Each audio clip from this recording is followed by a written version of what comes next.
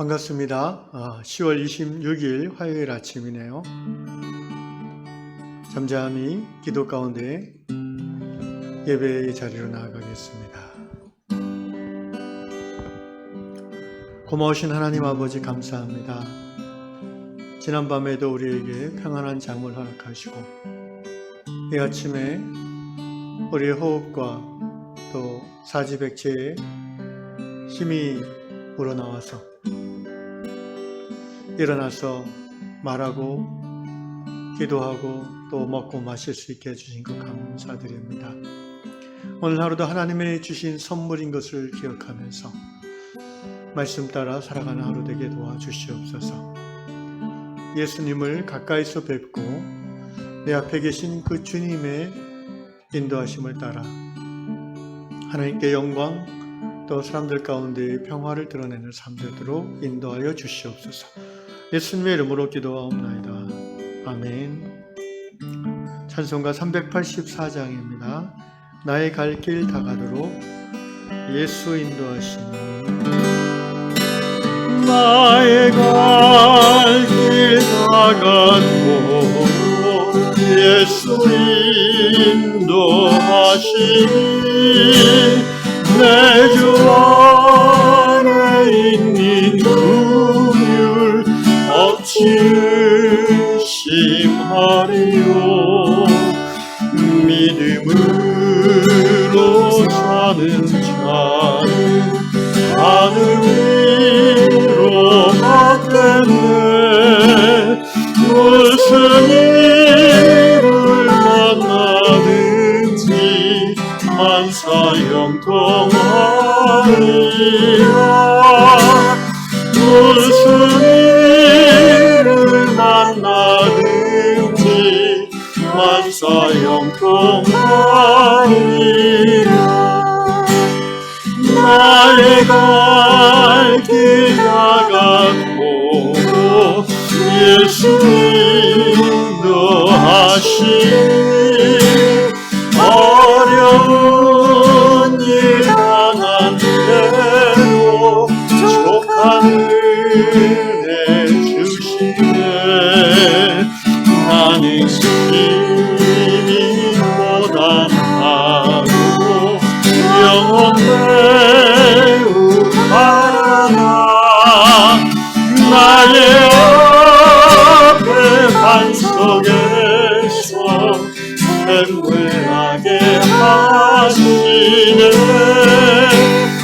나의 앞에 반석에서 샘물나게 하시네. 나의 갈 길 다가도록 예수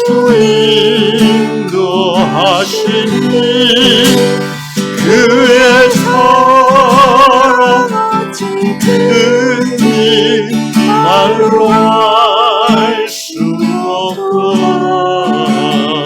성령 나는 영혼 하늘 나라 갈 때에 영영 나의 장소 예수 인도하셨네. 영영 나의 장소 예수 인도하셨네.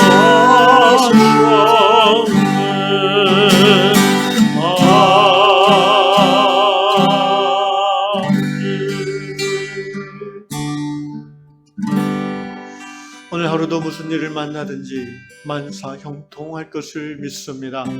예, 하나님의 뜻이 이루어질 것을 믿습니다. 아멘. 예수님의 이름으로 기도합니다. 네, 오늘 하나님께서 주시는 말씀은 잠언 16장 9절 말씀입니다. 잠언 16장 9절 한 절만 읽도록 하겠습니다. 사람이 마음으로 자기의 길을 계획할지라도 그의 걸음을 인도하시는 이는 여호와시니라. 아멘. 미국 오클라호마주에 사시는 게리 형제님의 오늘 글이네요. 형제님의 이야기는 간단히 얘기하면 25년 동안 다니던 회사에서 갑자기 어느 날 해고 통보를 받았고 그로 인한 분노 그리고 당황스러움으로 힘들었지만 믿음 안에서 하나님이 자신에게 천국을 예비하신 것처럼 이 세상 사는 동안에도 또 일할 수 있는 곳을 예비해 주시라는 믿음, 그 믿음 안에서 어려움을 이겨냈다는 그런 이야기입니다. 저는 이 말씀을 읽으면서 시편 말씀이 떠올랐어요. 시편 119편 71절에 보면 고난당한 것이 내게 유익이라 이로 말미암아 내가 주의 율례들을 배우게 되었나이다 라는 말씀이 있습니다. 어찌 보면 신앙 안에서 제대로 된 믿음의 삶을 살려고 애쓰는 사람에게 있어서 이 말씀은 늘 은혜가 되는 말씀이라고 생각합니다. 이 게리 형제님의 이야기를 읽다 보니까 제 자신이 과거에 비슷한 일을 경험했던 적이 떠올라서 살짝 우울해지려고 하다가 다시 용서하고 정상으로 돌아갔습니다.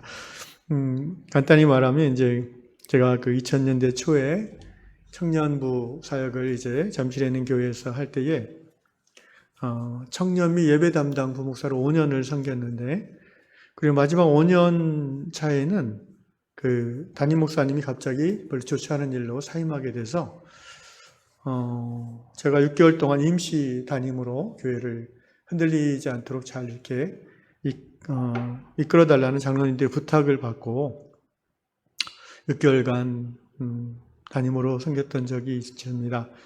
같이 교회에서 섬기던 2명의 부목사님들은 교회가 이렇게 막 흔들리고 그러니까 이렇게 다른 또 사역지로 이제 옮겨가셨고 저도 이제 옮겨가려고 준비하고 있다가 장로님들이 부탁을 해서 그렇게 하기로 하고 섬겼는데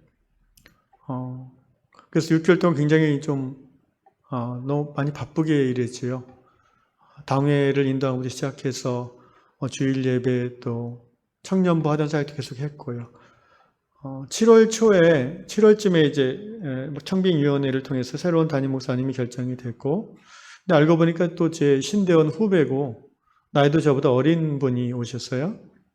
그래서 어차피 오래 못 있겠다 싶어서 이제 나갈 준비를 하고 있는데 임지가 잘 알아보지지 않고 잘 결정이 안 된 상태에서 그 10월 말인가 정책당회 끝나고 갑자기 저한테 문자가 왔어요. 아마 이제 그 선임 장로 이름으로 문자가 왔는데 12월 말까지 나가달라고 이렇게 문자로 통보를 받았어요. 그래가지고 좀 황당하기도 하고 이게 뭐지? 뭐 아까 게리 형제님 같은 경우도 문자로 통보받은 건 아니고 그 아침에 상사가 불러가지고 면담을 통해서 적어도 이런 얘기는 담임 목사가 이렇게 불러서 전우를 좀 설명하고 양해를 구하고 이렇게 해야 되는 거 아닌가? 그래서 참 무례하다라는 생각이 들었고 그래서 제가 이제 다른 장로님에게 좀 어떻게 된 거냐 여쭤봤더니 그 장로님이 놀라시더라고요. 아니 어떻게 문자로 하냐고 이러면서 죄송하다고 하면서 이제 결국 선임 장로가 저한테 와서 사과하는 것으로 제가 이제 마무리를 했지만 사실 그게 선임 장로님이 독단적으로 이렇게 했을지 잘 모르겠습니다. 어쨌든 12월 마지막 주 예배를 끝으로 저는 임지가 결정되지 않은 상태에서 교회를 나왔고 근데 또 이제 나오고 나니까 사택도 한 3월 말까지 비워달래요. 그래서 또 한 번 이제 이게 뭐지? 이러면서 이게 아마 제가 작년을 담당했고 그 장로님들이나 항전직들을 제가 이렇게 훈련을 시켰던 사람이라면 제 자신에 대한 가책이 굉장히 심했을 거예요. 내가 헛가르쳤구나 그런 생각이 들었을 텐데 다행스럽게 저는 장년들을 교육하지 않고 청년들을 양육했기 때문에 뭐 그런 생각은 안 들었지만 그래도 좀 심하다, 야박하다 이런 생각이 많이 들어서 속이 많이 상했습니다. 그리고 하나님 앞에 무릎을 꿇을 수밖에 없게 됐죠. 사실 뭐 그 당시 이제 사택이 이제 제 개인 돈이 조금 들어가 있었고 대다수는 이제 교회에서 해준 거였는데 임지도 없는 목사가 갑자기 그 거금을 어떻게 마련할 수도 없었고 그냥 하나님 앞에 무릎 꿇고 기도할 수밖에 없었습니다. 그러면서 이제 마음속으로 하나님의 인도하심이라면 뭐 반지하 전세방도 살아야 되지 않겠나, 하나님이 어떻게 하실지를 한번 기대해 보자라는 믿음의 어떤 여유가 좀 생겼고 그래서 하나님 앞에 감사드렸습니다. 그러자 하나님께서 일하기 시작하셨는데 3월 말이 되기 전에 3월 중순쯤에 놀라운 방식으로 하나님께서 돈을 마련해 주셨고 그냥 교회에다 제가 전화 한 통하고 입금시켜서 그냥 그 집에 계속 살 수 있게 되었습니다. 그런 과정에서 이제 하나님께서 한 가정을 붙여주셔서 교회 개척에 대한 비전을 갖게 하셨고 또 그로부터 한 10년 정도, 10년 넘게 이제 교회를 개척해서 섬기게 되었습니다. 그런 과정에서 하나님이 그때그때 주신 그 은혜, 여유, 자비로우심, 또 경제적으로 이렇게 서포트해 주신 그 모든 것들은 일일이 말로 다 할 수 없지만 한마디로 얘기하면은 하나님께서 하나님의 종으로 하나님을 의뢰하고 살아가는 사람을 책임져 주시고 또 보살펴 주신다는 그 섬세하신 하나님의 은총을 계속해서 경험했던 기간들이었고요. 그러면서 이제 또 하나 하나님께서 제게 의도하셨던 것이 이 모든 개척교회를 시작하게 된 계기부터 해서 또 70여 년 동안 교회를 섬기는 중에 여러 가지 이제 또 그 어려움이 많이 있었지만 결과적으로 하나님이 제게 의도하셨던 것은 이제 두 가지가 돼요. 하나는 저를 연단하시는 거였고 또 하나는 저에게 하나님의 은혜를 더 깊게 경험하도록 이끌어 주셨다는 것이죠. 여러분 모든 것이 풍족하고 잘 풀릴 때는 하나님의 은혜라고 여겨지지 않습니다. 그러나 다급할 정도로 경제적으로 어려워지고 또 낙심하고 뭔가 가슴에 이렇게 상처가 생길 정도로 쓴뿌리가 내릴 정도로 힘들 때에는 그것들을 극복해 나가는 과정에서 정말 하나님의 은혜가 아니면 그런 것들이 해결되지 않는 것을 경험하는 것이죠. 개척교회의 모든 그 어려웠던 과정들을 포함해서 지난 10여 년을 돌아볼 때 종의 필요를 채우신 하나님, 그리고 종을 겸손케 하신 하나님, 무엇보다도 은혜 가운데 만들어 가시는 그 하나님이심을 저는 고백할 수밖에 없습니다. 또 한 가지, 지난 10여 년을 돌아볼 때에 경제적으로 하나님께서 쪼들리지 않도록 공급해 주실 뿐 아니라 작은 교회를 섬기는 관계로 시간적인 여유가 있었죠. 물론 뭐 이렇게 신우회 회사 사역도 한 4-5곳을 계속 했기 때문에 매일 나가서 해야 될 일들이 있긴 했지만 그래도 아마 그 나이 때 40대에서 50대 중반에 제가 어떤 규모 있는 교회에 담임으로 갔다면 굉장히 그 시간에 쫓기는, 그래서 매너리즘에 빠지는 사역을 할 확률이 높았다고 생각합니다. 그런데 10여 년 동안 시간적으로 아주 여유를 가지고 또 경제적으로도 쪼들리지 않는 상태에서 사역을 하다 보니까 자기 개발할 수 있는 시간들이 있었고 또 계속해서 그 신앙 훈련을 스스로 찾아서 받게 되었고요. 그 결과 이제 제가 처음 목사가 됐을 때하고는 비교할 수 없을 정도로 어떤 신학적인 사고의 폭이나 깊이가, 넓이가 생겼고 다양한 그런 영적 경험들을 가질 수 있게 되었습니다. 그러던 차에 이제 하나님께서 2020년 작년에 이제 개척교회를 마무리하도록 사인을 주셨고 또 그 후에 아마 우리 요양 성도님들의 기도에 대한 응답으로 하나님께서 저를 이 교회로 보내셨던 것으로 제가 하나님의 섭리를 이해하고 받아들입니다. 사랑하는 형제 자매 여러분, 사람이 마음으로 자기의 길을 계획할지라도 오늘 본문 말씀 보면 그의 걸음을 인도하시는 분은 하나님이시라 이렇게 지혜자가 말하고 있습니다. In his heart, 그의 마음속에서 a man plans his course.